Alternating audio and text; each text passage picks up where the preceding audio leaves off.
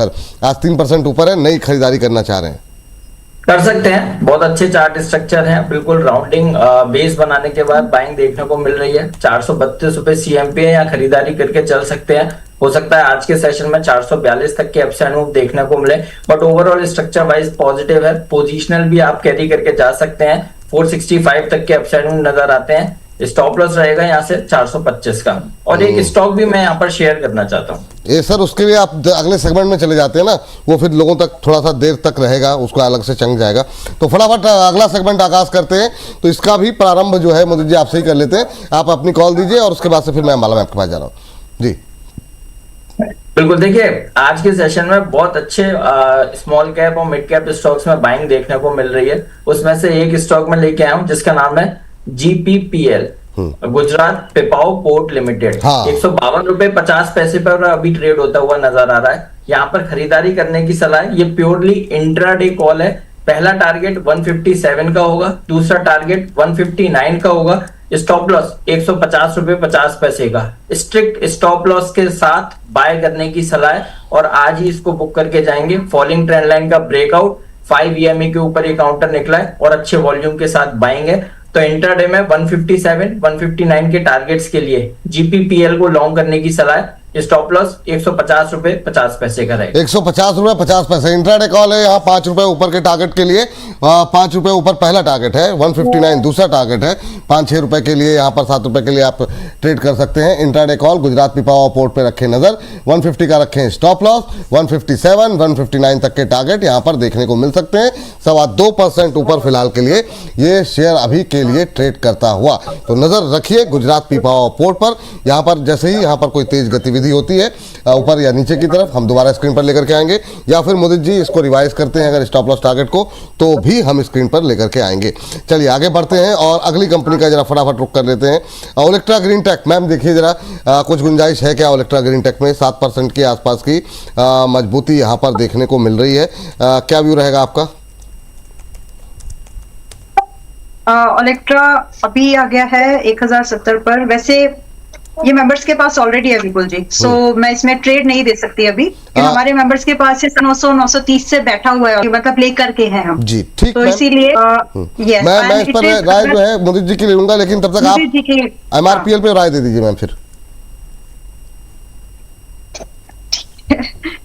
ठीक है, MRPL भी नहीं दे बोल सकते क्योंकि MRPL कुछ ऐसे स्टॉक्स है जैसे MRP हो गया, अभी चेन्नई पेट्रो, ये सब रेट्स हैं मेंबर्स के पास में। तो व्यू जरूर शेयर कर सकती हूँ, लॉन्ग व्यू है इन पे। और इस डिप में भी बड़े कॉन्फिडेंस नहीं है, फिर व्यू लेवल्स का मैं उनसे ही डिस्कस कर लेता हूँ क्योंकि समय की कमी है जो है। बैंक BHEL, मैम देखिए जरा BHEL में क्या व्यू है। हाँ, तब तक सर आप ये दोनों शेयर पे लेवल्स तैयार रखिएगा sir. BHEL clear cut by है, वेरी लो रिस्क को भी इसको अटेम्प्ट करना चाहिए। 264 पर है, स्टॉप लॉस बहुत छोटा है। 245 स्टॉप लॉस रख के अगर आप इसमें काम करेंगे तो शायद मोस्ट लाइकली आपको 280, 305 के टारगेट आराम से दिख जाएंगे स्विंग के। ये सिर्फ स्विंग ट्रेड के टारगेट। अगर आप इसमें इन्वेस्टर बन जाए सो आपको 350 के लिए इसको वेट करना चाहिए। एटलीस्ट ऑनेस्ट रिव्यू अभी फिलहाल इसमें बाय करना है या नहीं कर सकते हैं। ये बात यहाँ पर निकल के आई है। तो BHEL पे जो है रखिए नजर। सर आपके दोनों शेयर देखिए, MRPL पे पहले बात करेंगे। व्यू पॉजिटिव है, यहाँ से तेजी दिखा सकता है। आने वाले दिनों में 215 तक के अपसाइड मूव देखने को मिल सकते हैं। खरीदारी करके चलने की सलाह दे रहे हैं। स्टॉप लॉस रहेगा 183 का। वहीं अगर दूसरा ओलेक्ट्रा ग्रीन टेक की अगर हम बात करते हैं, स्टॉक में आज फ्रेश ब्रेकआउट हुआ है। राउंडिंग बॉटम बनाने के बाद बाइंग देखने को मिली है। अच्छी तेजी है, यहाँ से व्यू बहुत पॉजिटिव है। 1140, 1180 तक के अपसाइड मूव दिखाते हैं। स्टॉक में बाय करने की सलाह है। स्टॉप लॉस रहेगा 1030 का। चलिए ये बात यहाँ पर निकल के आई है। सर दोनों कवर हो गए? यस। हाँ ठीक है। तो यहाँ पर ओलेक्ट्रा ग्रीन टेक पे बातचीत हो गई डिटेल में और साथ ही साथ चलिए अगली टिप्पणी जो है मैम के पास चलते हैं। और मैम जरा आप एक शेयर पे जरा नज़र डालिए और बताइए जरा बैंक ऑफ महाराष्ट्र में क्या करें। बैंक ऑफ महाराष्ट्र में जिस तरह के मोमेंटम देखने को मिल रहा है, करीब 4%, 5% की तेजी, कैसे देख रही हैं आप? ठीक है, मुझे लगता है ना बैंकिंग स्टॉक्स में तुरंत जंप इन करके तुरंत खरीदना नहीं चाहिए। बहुत एक ऐसा व्यू है इसमें। आप सभी बैंक्स में एक्चुअली आप थोड़े दिन के लिए जाइए, मतलब आपको और क्लैरिटी मिल जाएगी कि आपका स्टॉप लॉस आपको कहाँ रखना है। तो इसी वजह से अगर आप कुछ अगर बैंक्स को अवॉइड कर दे तो कोई बुराई नहीं है, जिसमें यूको वगैरह आ जाएगा, एसबीआई आ जाएगा। बाकी जो बैंक अभी आपने मुझसे पूछा है, क्योंकि शुरुआती कमेंट मैंने किया था कि सिलेक्टिव बैंक्स में बाय कर सकते हैं, तो उसमें पीएनबी आता है, सेंट्रल बैंक आता है, महाराष्ट्र भी आता है, बैंक ऑफ महाराष्ट्र, तो जो कि 65.77 पर है। स्टॉप लॉस वेरी लो, सिर्फ 59 रुपीज का स्टॉप लॉस मेंटेन के एनीवेज आप लोगों को 71, 80 के टारगेट्स दिख सकते हैं इस पे, तो इसको एक बार अटेम्प्ट करना चाहिए। और आप इसको 80 तक के टारगेट तो आपके स्विंग के हैं, इन्वेस्टमेंट के थ्रू आपको 90 तक मिल सकता है। सो एक बहुत ही फेवरेबल रिस्क रिवॉर्ड आपके लिए बनेगा अगर आप इन्वेस्टर और ट्रेडर दोनों के नजरिए से इसको देखें। करंट भाव पर बाय जी, क्या करें मैम करंट भाव पे? बाय है, बाय कर सकते हैं, 65.50 करते हैं। ठीक। सर जरा चेन्नई पेट्रो देखिए जरा क्या करना चाहिए अभी करंट लेवल पे। अंबाला मैम अभी नहीं बोल सकती हैं इसके बारे में, तो चेन्नई पेट्रो पे आपकी राय क्या रहेगी? तो व्यू पॉजिटिव है, तेजी बनेगी और आने वाले दिनों में 1120 1140 तक के अपसाइड मूव नजर आते हैं। स्टॉक में लगातार तेजी बन रही है, हायर हाइज हायर लोज में ये काउंटर ट्रेड हो रहा है, तो ओवरऑल व्यू बहुत पॉजिटिव है। 1140 तक के अपसाइड मूव देखने को मिल सकते हैं, तो जिसके पास पोजीशन है होल्ड करने की सलाह है, यहाँ भी खरीदारी करके चल सकते हैं 1020 के स्टॉप लॉस के साथ। चलिए ठीक है, ये बात यहाँ पर निकल करके आई है। एक स्टॉक मैम पावर का जो कि कल हम लोग डिस्कस नहीं कर पाए थे और सवाल काफ़ी थे, मैं चाहूँगा कि आज डिस्कस कर लेते हैं। हालांकि आज नहीं वो तेजी है, वारी पे देखिए जरा क्या बातचीत होनी चाहिए। पिछले 3-4 दिनों में 15-16% की तेजी रही है। अभी करंट भाव पे क्या करना चाहिए? मोदी सर मुस्कुरा रहे हैं, आप चाहें तो इस पर एक लेवल दे सकते हैं खाली, लेकिन सवाल चुकी अंबाला मैम से। जी, तो वारी में देखिए हम लॉन्ग है, मेंबर्स को फ्यूचर में लॉन्ग कराया है, और क्यों कराया मैं वो बता सकती हूँ। अभी भी इसमें हो सकता है अगर आप लोग कंसीडर करना चाहे, डिस्क्लोजर ऑलरेडी दे दिया है और ये 5-6 दिन लेके आएंगे। So after saying all that, जो भी नॉन क्रूड बेस एनर्जी के स्टॉक्स हैं वो चलेंगे। पिछले 3 हफ्ते से तो बहुत ज्यादा एम्फसाइज करके ये बात आप लोगों को बोल रही हूँ, अपनी पसंद का स्टॉक हो और ट्राई टू बी इन्वेस्टेड ताकि पैसा बने। बाकी एक बार मुदित अगर अपनी राय इस पे दे दे, मैं बोले मुदित जी अगर अपनी राय इस पर दे दे तो लोगों को क्लैरिटी मिल जाएगी। हम हैं इसमें इसलिए बोली। जी जी बिल्कुल मैम। तब तक आप GMR एयरपोर्ट निकाल लीजिए, काफी टाइम बाद फिर से थोड़ी सी जान आई है छोटे शहर में इसके। सर जरा बताइए जरा फटाफट क्या करना चाहिए वारी? मैं मैम के साथ जाऊंगा, बहुत अच्छा व्यू पॉजिटिव है हमारा और हमें 3400 तक के अपसाइड मूव वॉरी एनर्जी में नजर आते हैं, तो बाय एंड होल्ड करने की सलाह है 3400 के टारगेट्स के लिए।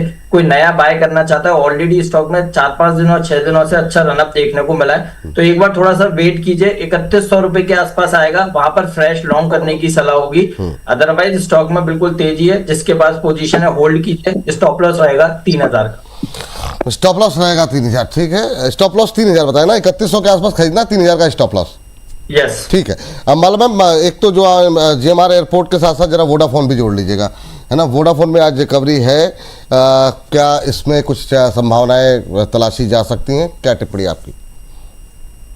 पहले वोडाफोन की बात कर लेते हैं, अभी इसमें कमेंट नहीं है। मैं बिल्कुल देखूंगी कि ये 8 से 10 रुपए की रेंज पर आए तो दोबारा रिव्यू करेंगे। इस बार अगर इसमें कोई ट्रेड मिस भी होता है सो आई हैव नो रिग्रेट, और दूसरी अपॉर्चुनिटीज है अपने पास। तो फिलहाल के लिए I am just continuing with my previous stand, रुक जाते हैं, मैं इसमें कोई फिजल भी नहीं दे रही। और ये फिजल आउट हो जाए वाली जो इसकी मूवमेंट है, अगर जस्ट बताना भी चाहो तो। बाकी GMR एयरपोर्ट 92 पर है विपुल जी, और ट्रेड करके भी पैसा कम सकता है इसमें, और इन्वेस्ट करके थोड़ा ज्यादा पैसा कम सकता है इसमें, और आपका रिस्क बहुत ही छोटा है दोनों ही कंडीशंस में। अगर आप इस 92-93 की रेंज में खरीदें और सिर्फ आप 86 रुपीज का स्टॉप लॉस भी मेंटेन कर लें, कहीं ना कहीं आपको अच्छे प्रॉफिट पे छोड़ेगा। अगर इसका 100 रुपए का जो पहला टारगेट वो आ जाए, पॉसिबल है, आ जाएगा, और दूसरा टारगेट 115 या 3 महीने के दायरे पर के टारगेट। अगर आप एक इन्वेस्टर की तरह इसको होल्ड करें तो you can target for like 135 also.